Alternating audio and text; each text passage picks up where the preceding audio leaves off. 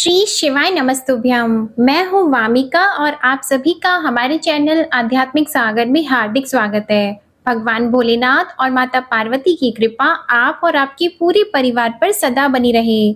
आज आप सुनेंगे शिव महापुराण की ये कथा, जिसमें बालक उपमन्यु को दूध के लिए दुखी देखकर माता का उसे शिव की आराधना के लिए प्रेरित करना तथा उपमन्यु की तीव्र तपस्या, भगवान शंकर का इंद्र रूप धारण करके उपमन्यु के भक्ति भाव की परीक्षा लेना, उन्हें क्षीर सागर आदि देकर बहुत से वर देना और अपना पुत्र मानकर पार्वती के हाथ में सौंपना, कृतार्थ हुए उपमन्यु का अपनी माता के स्थान पर लौटना, ऋषियों के पूछने पर वायुदेव का श्री कृष्ण और उपमन्यु के मिलन का प्रसंग सुनाना तथा श्री कृष्ण को उपमन्यु से ज्ञान का और भगवान शंकर से पुत्र के लाभ का वर्णन है। जब ऋषियों ने वायुदेव से पूछा कि हे प्रभु, धौम्य के बड़े भाई उपमन्यु जब छोटे बालक थे तब उन्होंने दूध के लिए तपस्या की थी और भगवान शिव ने प्रसन्न होकर उन्हें क्षीर सागर प्रदान किया था, परंतु शैशव अवस्था में उन्हें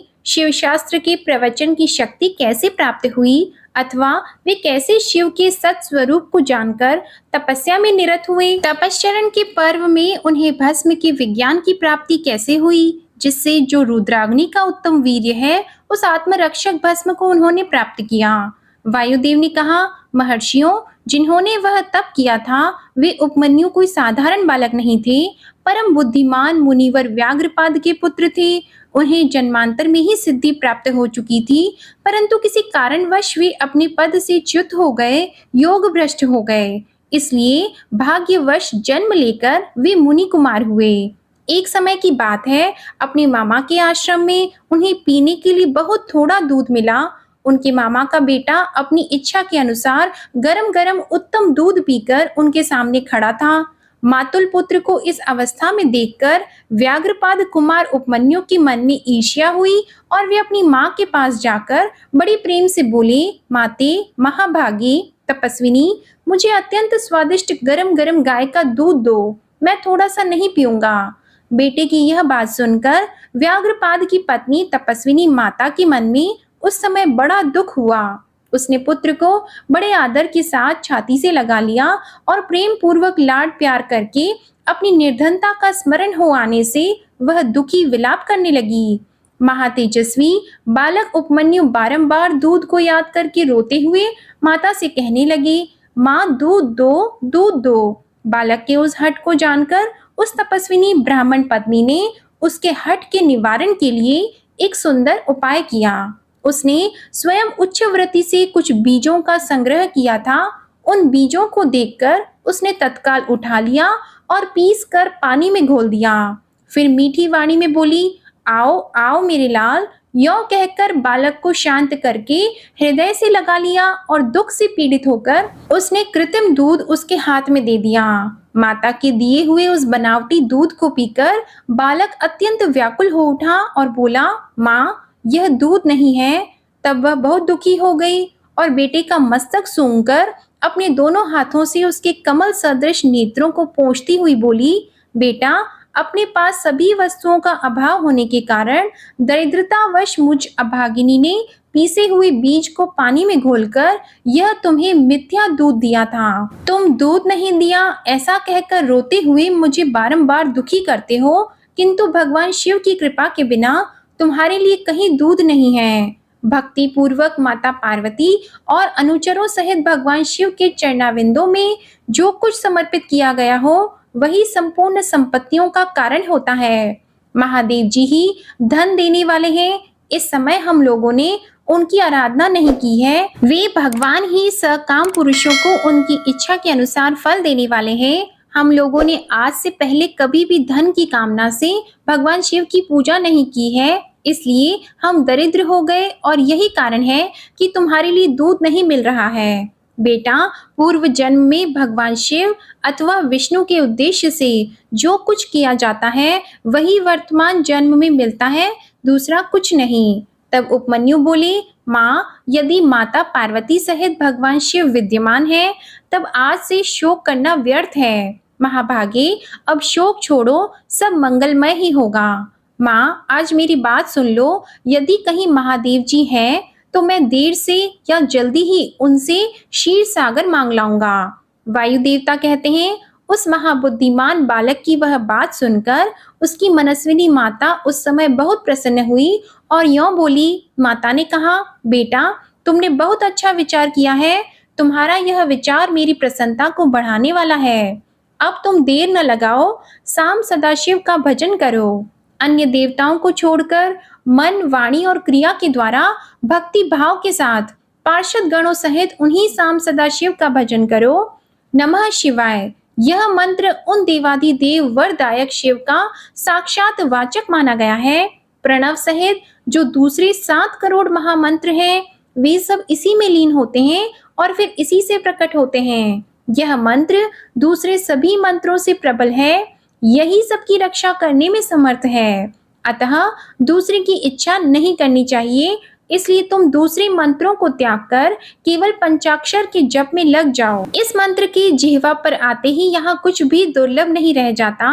यह उत्तम भस्म जिसे मैंने तुम्हारे पिताजी से ही प्राप्त किया है, यह विरजा होम की अग्नि से सिद्ध हुआ है। अतः बड़ी से बड़ी आपत्तियों का निवारण करने वाला है।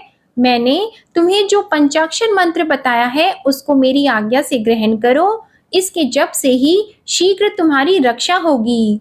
वायु देवता कहते हैं, इस प्रकार आज्ञा देकर और तुम्हारा कल्याण हो, ऐसा कहकर माता ने पुत्र को विदा किया। मुनि उपमन्यु ने उस आज्ञा को शिरोधार्य करके ही उसके चरणों में प्रणाम किया और तपस्या के लिए जाने की तैयारी की।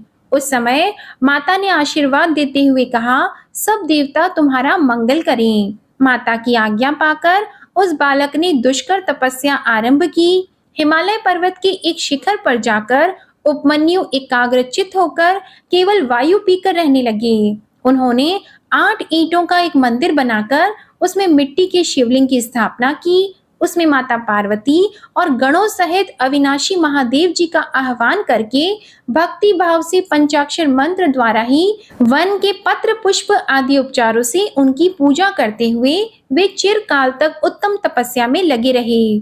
उस एकाकी कृशकाय बालक द्विजवर उपमन्यु को शिव में मन लगाकर तपस्या करते देखकर मरीचि के शाप से पिशाच भाव को प्राप्त हुए। कुछ मुनियों ने अपने राक्षस स्वभाव से सताना और उनके तप में विघ्न डालना आरंभ किया। उनके द्वारा सताए जाने पर भी उपमन्यु किसी प्रकार तप में लगे रहे और सदा नमः शिवाय का आर्तनाद की भांति जोर जोर से उच्चारण करते रहे। उस शब्द को सुनते ही उनकी तपस्या में विघ्न डालने वाले वे मुनि उस बालक को सताना छोड़कर उसकी सेवा करने लगे। ब्राह्मण बालक महात्मा उपमन्यु की उस तपस्या से संपूर्ण चराचर जगत प्रदीप्त एवं संतप्त हो उठा। तदंतर भगवान विष्णु के अनुरोध करने पर श्री शिवजी ने पहले इंद्र का रूप धारण करके उपमन्यु के पास जाने का विचार किया। फिर श्वेत ऐरावत पर आरूढ़ होकर स्वयं देवराज इंद्र का शरीर ग्रहण करके भगवान सदाशिव देवता, असुर, सिद्ध तथा बड़े बड़े नागों के साथ उपमन्यु मुनि के तपोवन की ओर चले। उस समय वह ऐरावत दाई सूंड में चवर लेकर शची सहित दिव्य रूप वाले देवराज इंद्र को हवा कर रहा था और बाई सूंड में श्वेत छत्र लेकर उन पर लगाए चला रहा था। इंद्र का रूप धारण किए उमा सहित भगवान सदाशिव उस श्वेत छत्र से उसी तरह सुशोभित हो रहे थे जैसे उदित हुए पूर्ण चंद्रमंडल से मंदराचल शोभायमान होता है। इस तरह इंद्र के स्वरूप का आश्रय लेकर परमेश्वर शिव उपमन्यु के उस आश्रम पर अपने उस भक्त पर अनुग्रह करने के लिए जा पहुँचे। इंद्र रूपधारी परमेश्वर शिव को आया देखकर मुनियों में श्रेष्ठ उपमन्यु मुनि ने मस्तक झुकाकर प्रणाम किया और इस प्रकार कहा, देवेश्वर, जगन्नाथ, भगवान, देव शिरोमणि, आप स्वयं यहाँ पधारे, इससे मेरा यह आश्रम पवित्र हो गया। इंद्र रूपधारी शिव बोले, उत्तम व्रत का पालन करने वाले धौम्य के बड़े भैया महामुनि उपमन्यु, मैं तुम्हारी इस तपस्या से बहुत संतुष्ट हूँ। तुम वर मांगो, मैं तुम्हें संपूर्ण अभीष्ट वस्तुएं प्रदान करूंगा। वायु देवता कहते हैं, उन इंद्रदेव के ऐसा कहने पर उस समय मुनि प्रवर उपमन्यु ने हाथ जोड़कर कहा, भगवान, मैं भगवान शिव की भक्ति मांगता हूँ। यह सुनकर इंद्र ने कहा, क्या तुम मुझे नहीं जानते? मैं समस्त देवताओं का पालक और तीनों लोकों का अधिपति इंद्र हूँ। सब देवता मुझे नमस्कार करते हैं।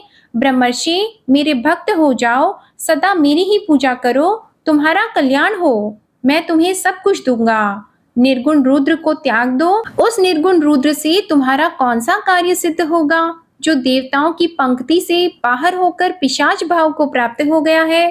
वायु देवता कहते हैं, यह सुनकर पंचाक्षर मंत्र का जप करते हुए वे मुनि उपमन्यु इंद्र को अपने धर्म में विघ्न डालने के लिए आया हुआ जानकर बोले। उपमन्यु ने कहा, यद्यपि तुम भगवान शिव की निंदा में तत्पर हो, तथापि इसी प्रसंग में परमात्मा महादेव जी की निर्गुणता बताकर तुमने स्वयं ही उनका संपूर्ण महत्व स्पष्ट रूप से कह दिया। तुम नहीं जानते कि भगवान रुद्र संपूर्ण देवेश्वरों के भी ईश्वर हैं, ब्रह्मा, विष्णु और महेश के भी जनक हैं तथा प्रकृति से परे हैं। ब्रह्मवादी लोग उन्हीं को सत असत, व्यक्त अव्यक्त तथा नित्य, एक और अनेक कहते हैं। अतः मैं उन्हीं से वर मांगूंगा जो युक्तिवाद से परे तथा सांख्य और योग के सारभूत अर्थ का ज्ञान प्रदान करने वाले हैं।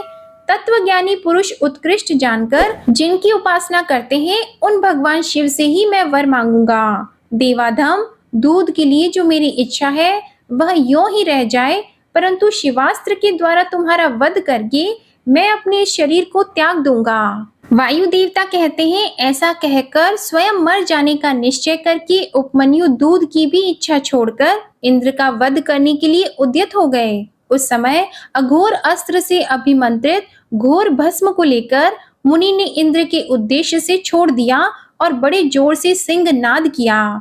फिर शंभु के युगल चरणाविंदों का चिंतन करते हुए वे अपनी देह को दग्ध करने के लिए उद्यत हो गए और आग्नेय धारणा धारण करके स्थित हुए। ब्राह्मण उपमन्यु जब इस प्रकार स्थित हुए, तब भग देवता के नेत्र का नाश करने वाले भगवान शिव ने योगी उपमन्यु की उस धारणा को अपनी सौम्य दृष्टि से रोक दिया। उनके छोड़े हुए उस अघोर अस्त्र को नंदीश्वर की आज्ञा से शिव वल्लभ नंदी ने बीच में ही पकड़ लिया। फिर परमेश्वर भगवान शिव ने अपने बालेंदु शेखर रूप को धारण कर लिया और ब्राह्मण उपमन्यु को उसे दिखाया। इतना ही नहीं, उन प्रभु ने उस मुनि को सहस्त्रों क्षीर सागर, सुधा सागर, दधि आदि का सागर, घी के समुद्र, फल संबंधी रस के समुद्र और भक्ष्य भोज पदार्थों के समुद्र का दर्शन कराया और पुओं का पहाड़ खड़ा करके दिखा दिया। इसी तरह देवी पार्वती के साथ महादेव जी वहां वृषभ पर आरूढ़ दिखाई दिए। वे अपने गणाध्यक्षों तथा त्रिशूल आदि दिव्य अस्त्रों से घिरे हुए थे। देवलोक में दुंदुबियां बजने लगी, आकाश से फूलों की वर्षा होने लगी तथा विष्णु, ब्रह्मा और इंद्र आदि देवताओं से दसों दिशाएं आच्छादित हो गईं। उस समय उपमन्यु आनंद सागर की लहरों से घिरे हुए थे। वे भक्ति विनम्र चित्त से पृथ्वी पर दंड की भांति पड़ गए। इसी समय वहां मुस्कुराते हुए भगवान शिव ने यहाँ आओ कहकर उन्हें बुलाया और उनका मस्तक सूंघकर अनेक वर दिए। भगवान शिव बोले, वत्स, तुम अपने भाई बंधुओं के साथ सदा इच्छा अनुसार भक्ष्य भोज्य पदार्थों का उपभोग करो, दुख से छूटकर सर्वदा सुखी रहो। तुम्हारे हृदय में मेरे प्रति भक्ति सदा बनी रहे। महाभाग उपमन्यु, ये पार्वती देवी तुम्हारी माता हैं। आज मैंने तुम्हें अपना पुत्र बना लिया और तुम्हारे लिए क्षीर सागर प्रदान किया। केवल दूध का ही नहीं, मधु, दही, अन्न, घी, भात तथा फल आदि के रस का भी समुद्र तुम्हें दे दिया। ये पुओं के पहाड़ तथा भक्ष्य भोज्य पदार्थों के सागर मैंने तुम्हें समर्पित किए। महामुने, ये सब ग्रहण करो। आज से मैं महादेव तुम्हारा पिता हूँ और जगदम्बा उमा तुम्हारी माता है। मैंने तुम्हें अमरत्व तथा गणपति का सनातन पद प्रदान किया। अब तुम्हारे मन में जो दूसरी अभिलाषाएं हो, उन सबको तुम बड़ी प्रसन्नता के साथ वर के रूप में मांगो। मैं संतुष्ट हूँ, इसलिए वह सब तुम्हें दूंगा। इस विषय में कोई अन्यथा विचार नहीं करना चाहिए। तब वायु देवता कहते हैं, ऐसा कहकर महादेव जी ने उन्हें दोनों हाथों से पकड़कर हृदय से लगा लिया और मस्तक सूंघकर यह कहते हुए देवी की गोद में दे दिया कि यह तुम्हारा पुत्र है। देवी ने कार्तिकेय की भांति प्रेम पूर्वक उनके मस्तक पर अपना कर कमल रखा और उन्हें अविनाशी कुमार पद प्रदान किया। क्षीर सागर ने भी साकार रूप धारण करके उनके हाथ में अनश्वर पिंडीभूत स्वादिष्ट दूध समर्पित किया। फिर पार्वती देवी ने संतुष्ट चित्त होकर उन्हें योग जनित ऐश्वर्य, सदा संतोष, अविनाशिनी ब्रह्मा विद्या और उत्तम समृद्धि प्रदान की। फिर उनके तपोमय तेज को देखकर प्रसन्न चित्त हुए शंभु ने उपमन्यु मुनि को पुनः दिव्य वरदान दिया। पाशुपत व्रत, पाशुपत ज्ञान, तात्विक व्रत योग तथा चिरकाल तक उसके प्रवचन की परम पटुता उन्हें प्रदान की। भगवान शिव और शिवा से दिव्य वर तथा नित्य कुमारत्व पाकर वे प्रमुदित हो उठे। इसके बाद प्रसन्नचित्त होकर प्रणाम करके हाथ जोड़कर ब्राह्मण उपमन्यु ने देव देव महेश्वर से यह वर मांगा।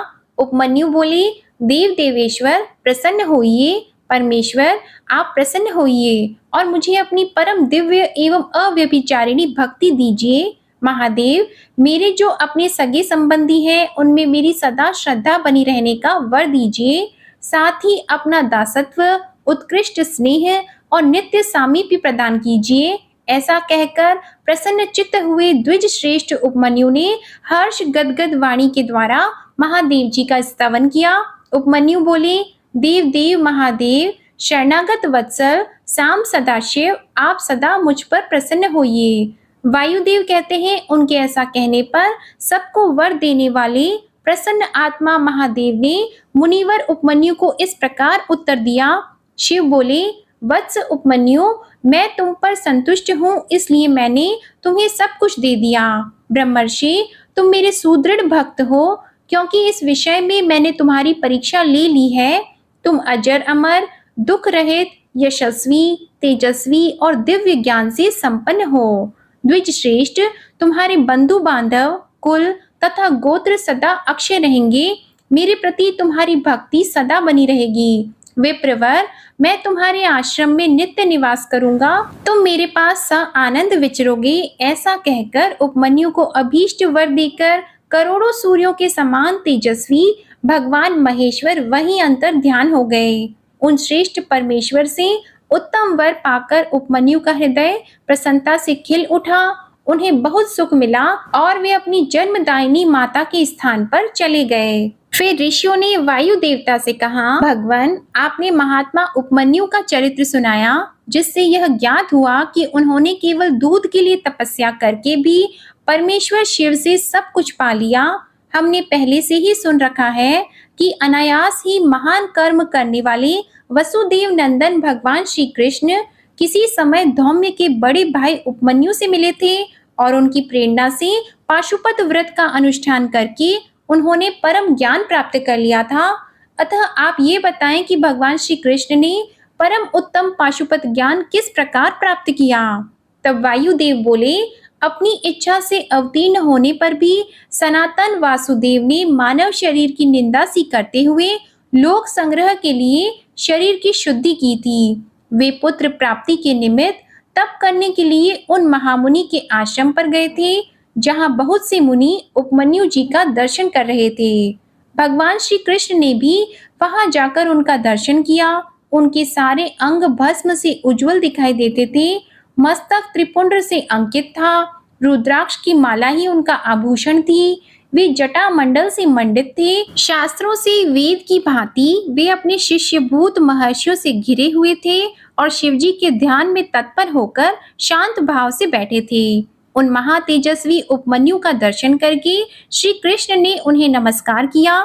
उस समय उनके संपूर्ण शरीर में रोमांच हो आया। श्री कृष्ण ने बड़े आदर के साथ मुनि की 3 बार परिक्रमा की। फिर अत्यंत प्रसन्नता के साथ मस्तक झुकाकर हाथ जोड़कर उनका स्तवन किया। फिर उपमन्यु ने विधि पूर्वक अग्नि रीति भस्म इत्यादि मंत्रों से श्री कृष्ण के शरीर में भस्म लगाकर उनसे 12 महीने का साक्षात पाशुपत व्रत करवाया। फिर मुनि ने उन्हें उत्तम ज्ञान प्रदान किया। उसी समय से उत्तम व्रत का पालन करने वाले संपूर्ण दिव्य पाशुपत मुनि उन श्री कृष्ण को चारों ओर घेर कर उनके पास बैठे रहने लगे। फिर गुरु की आज्ञा से परम शक्तिमान श्री कृष्ण ने पुत्र के लिए साम शिव की आराधना का उद्देश्य मन में लेकर तपस्या की। उस तपस्या से संतुष्ट होकर 1 वर्ष के पश्चात पार्षदों सहित परम ऐश्वर्यशाली परमेश्वर सांब शिव ने उन्हें दर्शन दिया। श्री कृष्ण ने वर देने के लिए प्रकट हुए सुंदर अंग वाले महादेव जी को हाथ जोड़कर प्रणाम किया और उनकी स्तुति भी की। गणों सहित सांब सदाशिव का स्तवन करके श्री कृष्ण ने अपने लिए एक पुत्र प्राप्त किया। वह पुत्र तपस्या से संतुष्ट चित्त हुए साक्षात शिव ने श्री विष्णु को दिया था। चूंकि सांब शिव ने उन्हें अपना पुत्र प्रदान किया, इसलिए श्री कृष्ण ने जाम्बवती कुमार का नाम सांब ही रखा। इस प्रकार अमित पराक्रमी श्री कृष्ण को महर्षि उपमन्यु से ज्ञान लाभ और भगवान शंकर से पुत्र लाभ हुआ। इस प्रकार यह सब प्रसंग मैंने पूरा कह सुनाया।